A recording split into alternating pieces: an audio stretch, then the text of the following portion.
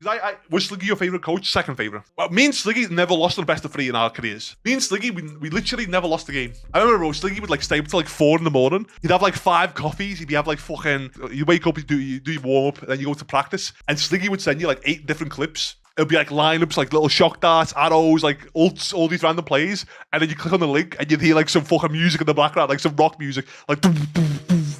Bro, Sliggy early on was like one of the most keenest coaches I've ever had, bro. To be honest, like it was a big difference between for me because I went from CSGO where a lot of my coaches were fucking useless, bro. Like useless. So I went from useless coaches to now a coach who wakes up every time with fucking 20 different clips with 20 different players. And like, it was insane, bro. It was insane, bro. Because back then we were all poor as fuck, bro. And Sliggy was the only one who had like actual money and like his life kind of sorted together. Sliggy was the best observer in CSGO. Hands down the best observer. Like genuinely the best observer. Sliggy, why did you stop being an observer? I'm actually curious. Because Sliggy back then was the best observer in CSGO by far. And then he came over, he was a coach, and bro, yeah, it was just all uphill, bro. It was all uphill. You guys don't understand, bro. Every big event, every S-tier event in CSGO was done by Sliggy. Every single one. It was him, Prius, and then who's the other one? There was a bird, sapphiRe. And then Sliggy said, you know what, fuck, I'm going to go join this team. He joined us, we were insane. And then the thing with Sliggy as well, he knew how Everton operated. He had all connections with orgs, bro. I remember sending Sliggy, we'd be like, Sliggy, we're going to meet with like Nip, Liquid, G2. We're like, Sliggy, off you go, bro. Tell us what they say, bro. Because we knew, like, we were all like 18 and 19. Like we were younger. But we knew if we went to the meetings, we'd fuck it up, bro. We knew. Imagine me in a business meeting with Liquid, bro. Bro, they'd have the meeting and be like, yeah, guys, we're not giving you an offer, bro. We're not giving you an offer, bro. We're not giving you an offer. Zacha can have a rough time. Will I cast? Nah, casting's too hard, dude. You have to be better with words, first of all. And you have to just, like, talk so much about stuff. Like, having to fill dead space or, like, dead air is rough. And also, you only get flamed. Like, I know people in chat here will be, like, very nice to the casters. But most majority of people, like, flame casters. It's like a lose-lose job. Do you get enough money to be in the lose-lose situation? Casters get paid pretty well. Yeah. Casters used to get paid crazy well. Dude, when I was observing, I remember finding out that the casters were on 12 times my salary at the beginning of when I was doing observing. And I was like, well, doesn't feel great. It obviously changed because like observers eventually got more, but that was like the peak of CS. Observers get paid a lot better now, I'm pretty sure. How did I get into observing? I just practiced until I got a job. Practiced and then messaged people. So I kind of accidentally ran into it. I did Gfinity in like 2013 or something. We were doing CS events with like the event company I was talking about earlier. They didn't have an observer, so I did that. That was in like 2013 maybe. And then I didn't get another job until 2015. But in those 2 years I just practiced for the whole time. And so that when I got a job here, I was just better than everyone, in my opinion. But why observer to begin with?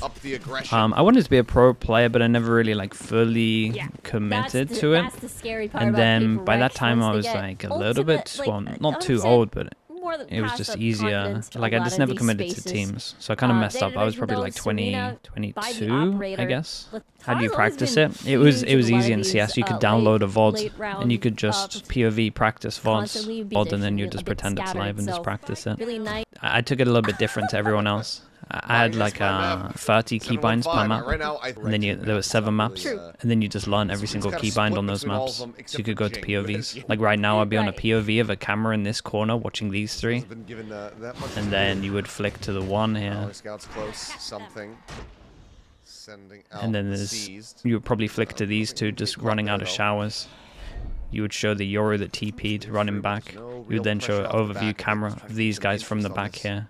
But on the minimap that I had on my second monitor, all of these would be labeled. So like my keybinds would be like, this would be like 7. So I press 7 on my keypad and it would go to 7 to do an overview.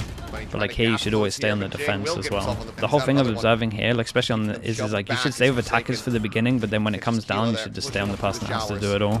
Like now we should be on the attackers, now we should be on Yoru. Both gonna be taken down. Suddenly it's Forsaken and Kohaimi.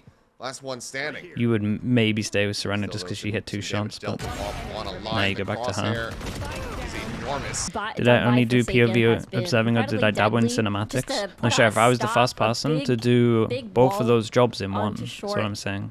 and there was always a disconnect. Like, I used to watch people because there used to be overview first person, and there was always some like horrible disconnect. You still see it in this game, right? Where we're about to watch some action, but someone goes to a POV cam. I was the first person that learned like 180 binds just to make sure we didn't get that disconnect. Dude, I fought in chat. I was practicing like 10 hours a day for 2 years. No job. Why did you choose to stick with Valorant rather than CS2? I just switched as soon as the game came out. It just made sense, right? I had done everything I wanted to in observing. Like, I felt like I'd made it good and I kind of plateaued in terms of skill. And then Riot were always going to put so much money into this game that it was going to be a success. So we just switched instantly.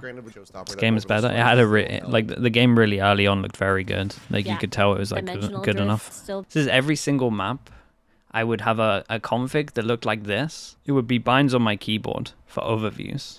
So there was like no disattach from like fast person to, but you got to remember this is just Mirage.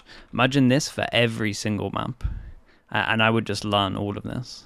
And then basically what you would do is you would have two PCs. So your second PC would just be the minimap blown up, and then you would like draw in these where it would be. So like say that F4 is like an overview of somewhere. You would edit the map, and then you would put F4 over the top of it, so you could learn it. So yeah, that's what I did on every single map for like 2 years. That's like what I was learning basically. So I did this just times 7. Yeah, I put a lot of work into it, chat. Like that's Mirage. This is Nuke. Same thing. Did I Google those things? No, I went into the game and I handpicked every single one and then learned them. Yeah, I went like all in. Like all in. It's hard work. Yeah. I put a lot of effort into it. Like I don't know if there was ever any clips of stuff that I did, but there was some cool stuff that we had. Because the thing is, I felt like the observing was like not great at the time, so I wanted it to get better. And like everyone has a better time watching. Did I teach the method to other people? Some people started doing some stuff similar, but a lot of people would just hire 2 people in the end. You helped develop an observer AI thing based off work like this? Oh, really? Yeah, they started studying my work in a couple of universities. There was like 2 or 3 unis I got asked to do some stuff there. Obviously, I was busy, but it's still pretty cool. I only care about the fame. Dude, this is like the first ever time I've done a job that is like compliments, I guess, or praise for the work you do. Everything else I did, I just got flamed for. Observing, it's a lose-lose. Coaching, pretty much a lose-lose. Streaming is a win-win? Yes, I agree. This is the first time that I've actually done like a selfish role, I guess. I don't want to call it a selfish role, but in comparison to the others it is. This is what a perfect round of Valorant observing looks like. After the spike plant and we set an establishing shot for the Viper ult, we then set up for the post plant. While it's pretty difficult to do, especially in hectic rounds, I perfectly observed every single moment in this insane clutch between Loud and Leviathan.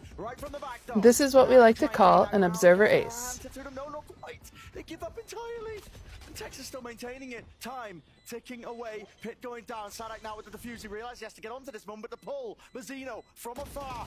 He just pushes them off the defuse entirely. And Sadak trying to stick. Mazzino! It's all him, baby! Absolutely. Mogler, G2, just everyone on the map at the same time. EDG now forced to go onto the retake. They have no clue where G2 are. They've absolutely no idea, but they're going to give their best. Ben comes down with the first step, looking for the follow-up. He takes another, striding in now. Deal with Leaf. Back of the zone! Control from Leaf. Stunning from Joel. It's 12 for G2.